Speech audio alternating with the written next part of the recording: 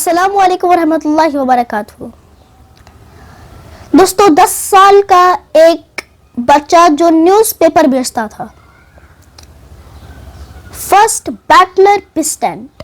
Yes guys, मैं बात कर रहा हूं एपीजे अब्दुल कलाम सर जी के बारे में। दोस्तों, एक मुस्लिम फैमिली से बिलोंग करने वाले, जिनको बहुत मुश्किलात का सामना करना पड़ता था, जो कहते थे if you want to shine like a sun, first burn like a sun. दोस्तों, एपीजे अब्दुल कलाम सर जी 15 अक्टूबर 1931 में Rameswaram Tamil Muslim family में पैदा हुए थे। दोस्तों, तमिल मुस्लिम फैमिली में जब वो पैदा हुए थे तो वहां पर एक गांव था रामेश्वरम, उस गांव में उनका घर था। दोस्तों, घर तो बहुत ज़्यादा छोटा था बट फैमिली बहुत बड़ी थी। दोस्तों, 4 ब्रदर और 1 सिस्टर, जिनमें से सबसे छोटे एपीजे अब्दुल कलाम सर जी थे।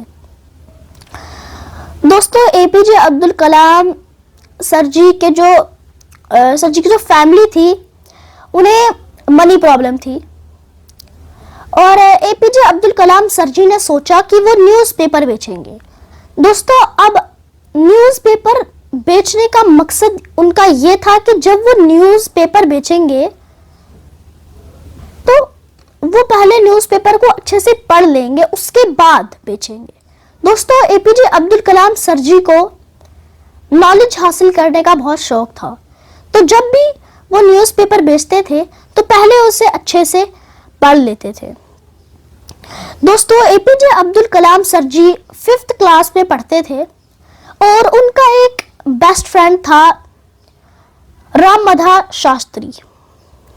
दोस्तों, एक दिन एपीजे अब्दुल कलाम सर जी की क्लास को एक नए टीचर पढ़ाने आए और जब उन्होंने देखा कि एक मुस्लिम और हिंदू साथ में बैठे हैं, जैसे एपीजे अब्दुल कलाम सर जी और उनके बेस्ट फ्रेंड राममधा शास्त्री जो साथ में बैठे हैं, जिनमें से एक मुस्लिम और एक हिंदू है, तो जो एपीजे अब्दुल कलाम सर जी के टीचर थे उन्हें वो पसंद ना आया और उन्होंने एपीजे अब्दुल कलाम सर जी को उठाकर लास्ट बेंच पर बिठा दिया। इसीलिए एपीजे अब्दुल कलाम सर जी कहते हैं The best brain of nations may be found on the last bench of the classroom। दोस्तों, एपीजे अब्दुल कलाम सर जी का गोल था कि वो प्लेन फाइटर बनेंगे। दोस्तों, ये जो उनका गोल था, ये उनके गुरुजी की वजह से था। दोस्तों, एक दिन एपीजे अब्दुल कलाम के सर जी बच्चों को चिड़ियों के बर्ड्स के बारे में समझा रहे थे कि वो कैसे उड़ते हैं।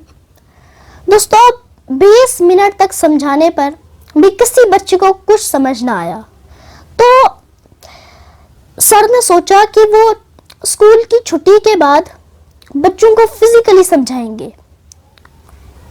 तो स्कूल की छुट्टी के बाद सर ने पूरी क्लास को नदी किनारे लिया और वहां पर दिखाया कि बर्ड्स कैसे उड़ते हैं और उन्होंने बर्ड्स की टेल की पोजीशन से लेकर बर्ड्स के पंखों की शेप तक सब कुछ समझाया। दोस्तों, एपीजे अब्दुल कलाम सर जी ने जब उन बर्ड्स को देखा तो उन्होंने सोचा कि ऐसे ही वो किसी दिन अपना एक प्लेन भी उड़ाएंगे।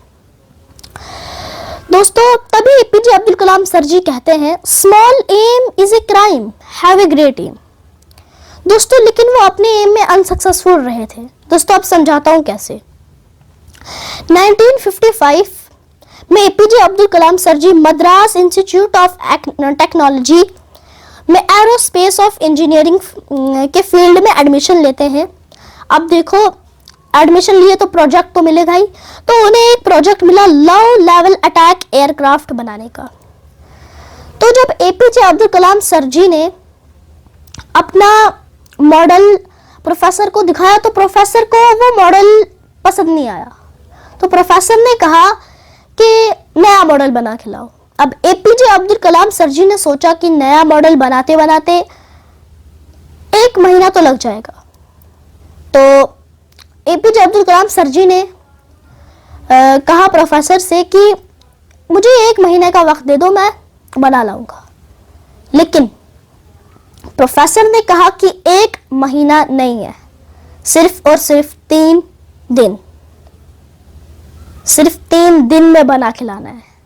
दोस्तों, एपीजे अब्दुल कलाम सर जी शॉक हो गए कि सिर्फ 3 दिन में बना के लाना है।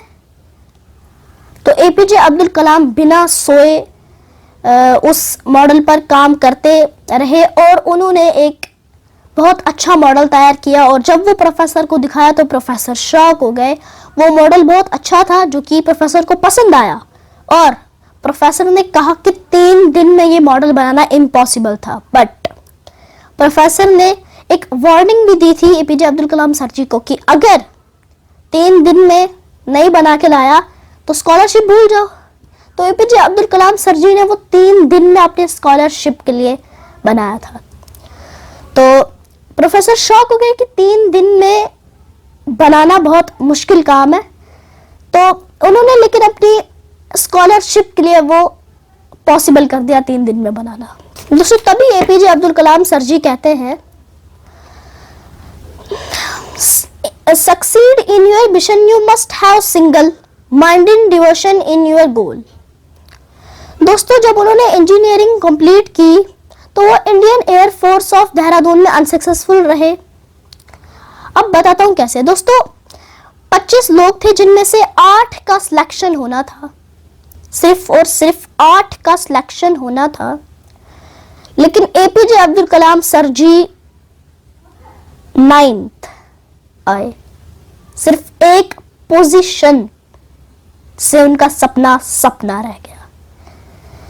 दोस्तों, एपीजे अब्दुल कलाम सर जी ने लिखा भी है, my journey transforms dreams into action में, it is only when we are faced with failure do we realise that these were always there with in us, we only need to find and move on with our lives. दोस्तों, जब वो the Indian air forces में unsuccessful रहे तो 1958 में उन्होंने defence research and development organisation में admission ली और 2-3 साल के बाद विक्रम साराभाई के इंडियन नेशनल स्पेस रिसर्च ऑस्पार्क में वो प्रमोट हुए और मिशन जो था उनका इंडिया के पहले रॉकेट में उन्होंने वो बैठे और उसे उड़ाया। इंडिया के पहले रॉकेट जो था, तभी उन्हें मिसाइल मैन कहा जाता है। इंडिया के पहले रॉकेट में वो बैठे थे और उसे उड़ाया था। लेकिन दोस्तों, एपीजे अब्दुल कलाम सर जी को मिसाइल मैन जो है ना, वो सक्सेस की वजह से नहीं कहा जाता, एक फेलियर की वजह से कहा जाता है। दोस्तों, आगे चलो वीडियो में बताता हूं कैसे। दोस्तों, जो वो रॉकेट था वो केरला में एक गांव थुम्बा गांव से लॉन्च होना था, लेकिन ना उनके पास कोई वर्कशॉप थी और ना कोई रिसर्च फैसिलिटी। तभी एपीजे अब्दुल कलाम सर जी कहते हैं, we should not give up and we should not allow the problems to defeat us. दोस्तों, थुम्बा गांव के ओल्ड चर्च को उन्होंने वर्कशॉप बना लिया और उसी के बिशप को ऑफिस, एक जुगाड़। उसके बाद रॉकेट को लॉन्च पैड तक लेने के लिए कुछ नहीं था उनके पास, तो उन्होंने रॉकेट को लॉन्च पैड तक साइकिल और बैलगाड़ी में लिया था। सच है, ये साइकिल और बैलगाड़ी में लिया था। दोस्तों, 1969 एपीजे अब्दुल कलाम इसरो सैटेलाइट का जो प्रोजेक्ट था उसके डायरेक्टर थे। लेकिन 1976 अप्रैल को उनके फादर की डेथ हो गई। लेकिन तब भी उन्होंने हार नहीं मानी और वो कोशिश करते रहे, हार नहीं मानी थी। इसी फेलियर की वजह से उन्हें कहा जाता है मिसाइल मैन, क्योंकि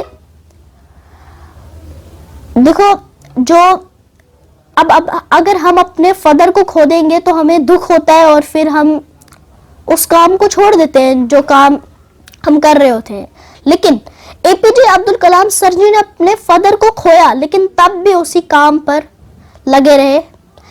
और उसके बाद जब वो जब वो रॉकेट अगस्त 1979 को लॉन्च हुआ तो कुछ टेक्निकल इशू की वजह से वो बे ऑफ बंगाल में गिर गया। अब सारे सवाल जो लोगों के थे वो एपीजे अब्दुल कलाम सर जी के ऊपर उठे और उन्हें कहने लगे कि आपकी वजह से हुआ, आपने ध्यान नहीं दिया रॉकेट पर। लेकिन इसरो के चेयरमैन सतीश धवन ने सारी प्रॉब्लम जो थी वो खुद पर ले ली। तभी एपीजे अब्दुल कलाम सर जी उनकी तारीफ करने के लिए कहते हैं, leader must have vision and passion and not be afraid any problem, instead he should know how to defeat integrity. फिलहाल के एक साल बाद polar satellite launch vehicle PSLV and SLV-B project 18 जुलाई 1980 को Rohini 1 satellite launch 1 Indian super executive club of space faring nation का 6th member बना।